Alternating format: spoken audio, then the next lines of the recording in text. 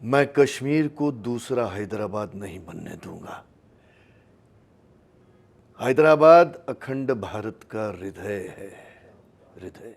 Dark characters आपको एक कुछ इम्प्रेशन तो दे ही जाते हैं, वो कहीं ना कहीं छोड़ जाते हैं। आप उसको अंडरलाइन करके बता तो नहीं सकते हो कि क्या, लेकिन जो आपसे लोग जुड़े रहते हैं वो ज़रूर महसूस करते हैं कि ये कुछ चेंज हो रहा है, ये फिनिकी हो रहा है, ये जवाब दे रहा है, ये इरिटेट हो रहा है।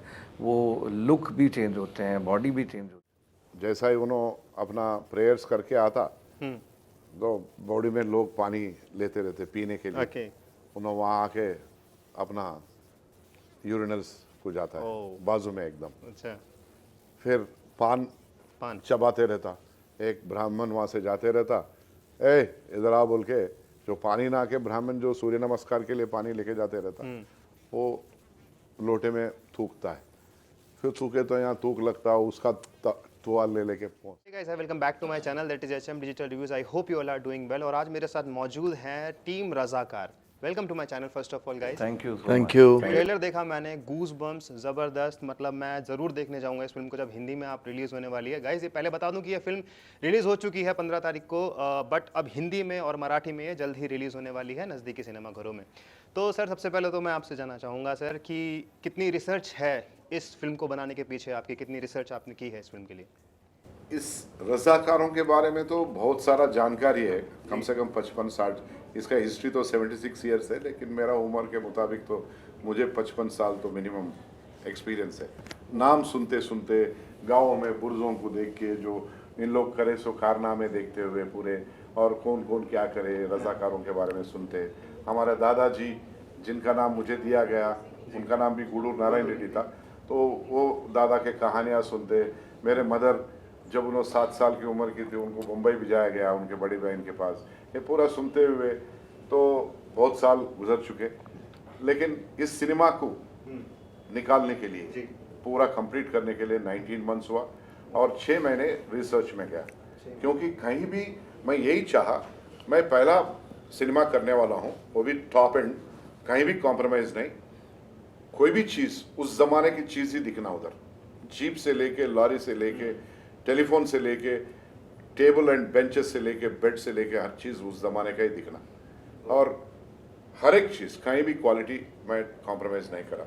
6 मंथ्स तो 120 किताब को रिसर्च करके इसका सिनेमा और पूरा डायलॉग्स या कोई भी स्टोरी पूरा कंप्लीट किए सो है, और प्रोड्यूस करने के लिए एक 13 महीने लगे। 13 महीने लगे।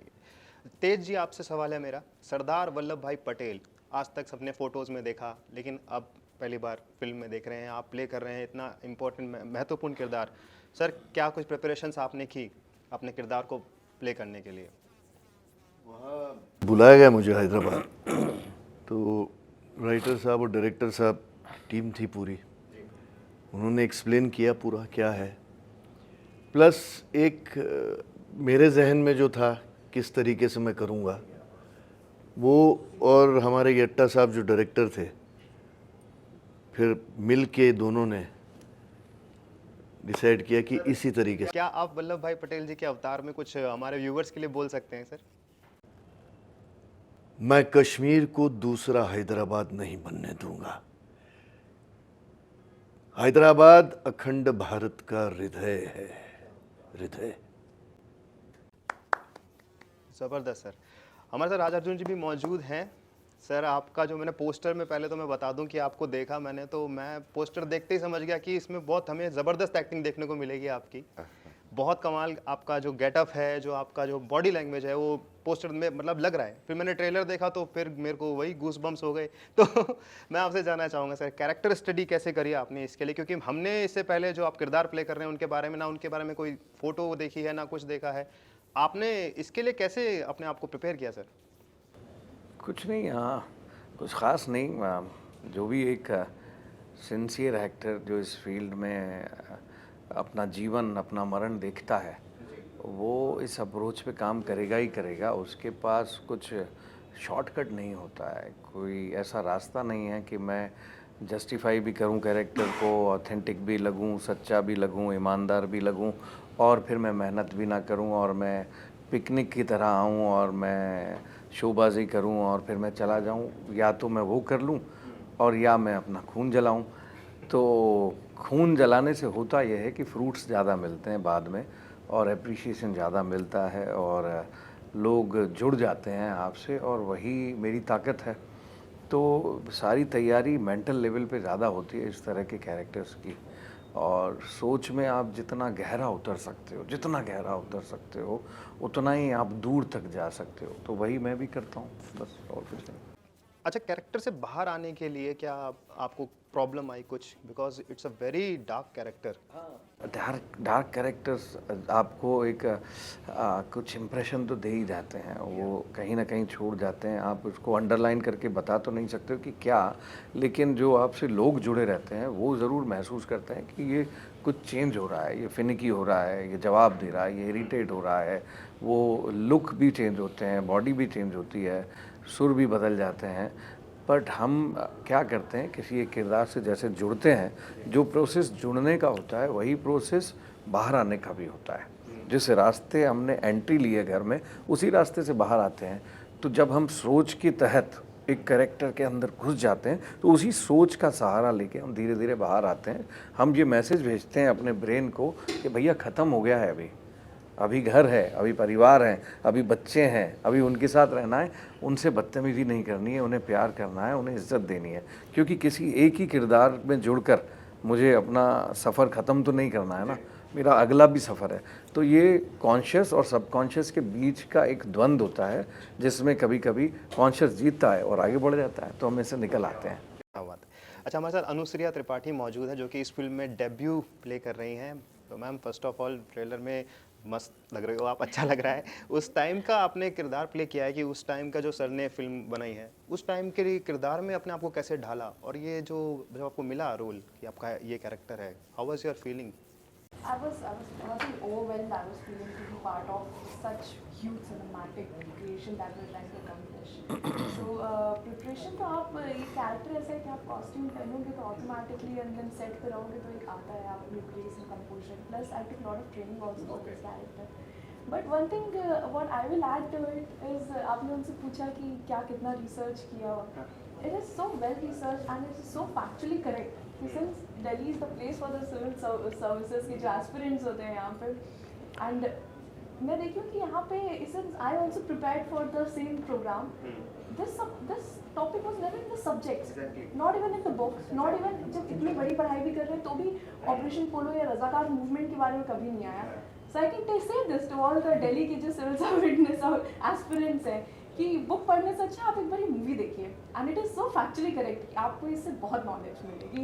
And this is what is something that really inspired you कि क्यों सरदार वल्लभ भाई पटेल इतना सिग्निफिकेंट कैरेक्टर क्यों हमारी हिस्ट्री में.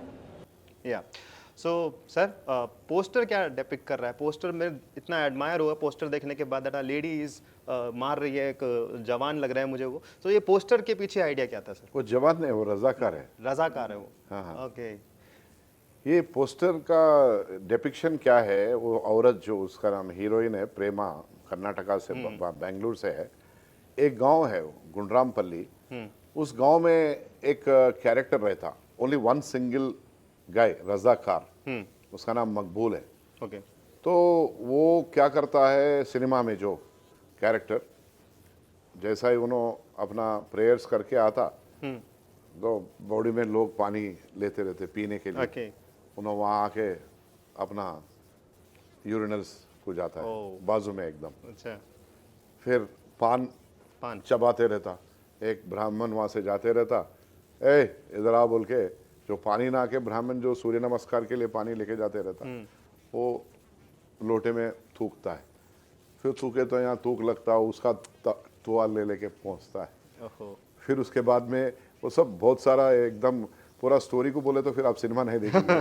तो मैं रोकने वाला था आपको कि नहीं, सब्सिक्वेंट एक्शन ये है, मतलब उतना लेवल को जाए, इंटेंस लेवल को लेके जाता हो. अच्छा, फिल्म देखने के बाद जब जनता बाहर निकलेगी तो क्या माइंड में उनके रहेगा? यही बोलेंगे, वंदे मातरम, जय श्री राम, भारत माता की जय. क्योंकि इसमें नेशनलिस्टिक फेवर दिखता है लास्ट कंक्लूडिंग सिचुएशन में, जैसा army marching on the streets of Hyderabad and people are waving the tricolour, because 15 अगस्त 1947 जब अपने को भारत को आज़ादी मिली, पूरा भारत को मिला लेकिन सिर्फ हैदराबाद को नहीं मिला। वहाँ तिरंगा भी कोई हाथ में पकड़ के चल रहा है तो उसको मार मार के चिंदियाँ कर देते थे।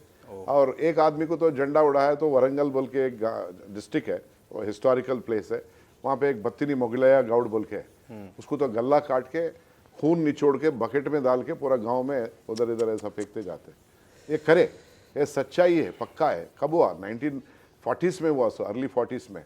तो ऐसे ऐसे सीन होते तो हर एक को वो मतलब पेट्रियाटिक हो जाते एकदम। अरे उस दिन अगर सरदार वल्लभ भाई पटेल अगर हमको आज़ादी नहीं दिलाते थे तो आज हम तुर्किस्तान में रह के पाकिस्तान के साथ तलवे चाटते रहते थे दुनिया का।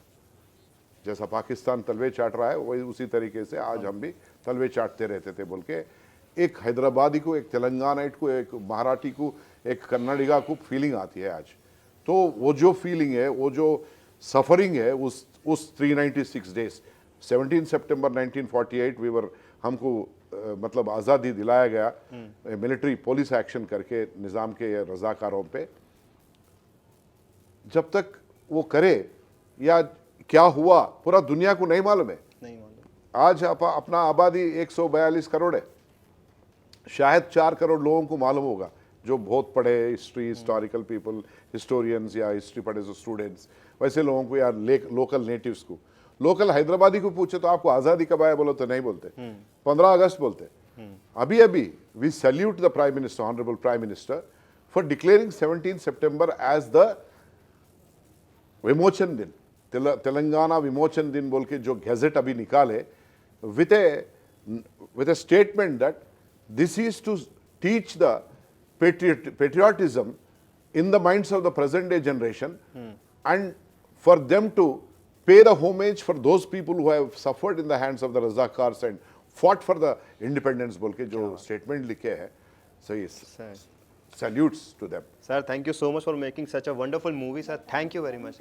Yeah, please. Asked about the poster and being a woman, I need to add this कि ये first instance में आप देख के समझ जाएंगे, it shows the aggression of women. Exactly. And वो बात उस टाइम बहुत सही थी कि जो हमने मूवी में भी दिखाने की कोशिश करी कि कैसे इन इंस्टेंस में वुमेन ने कैसे सफ़र किया है, कि कैसे एक माँ बाप के सामने एक बेटी का रेप होता है, कैसे एक पति के सामने पत्नी का रेप होता है, और कैसे आज the rights and the freedom in the women, what women is enjoying, it must not be taken for granted if only Sardar Vallabh Bhai Patel was not there. On that note, thank you so much for joining us, sir. Thank you. And this movie will be a great hit. Thank you so much. So guys, आपको अगर interview अच्छा लगा है तो like कर देना, comment करना मत भूलना, शेयर कर देना और कमेंट में ज़रूर बताना कि आप देखने जा रहे हैं रज़ाकार या नहीं। देख कर आते हैं तो बताना कैसी लगी आपको। Thank you so much. Thank you.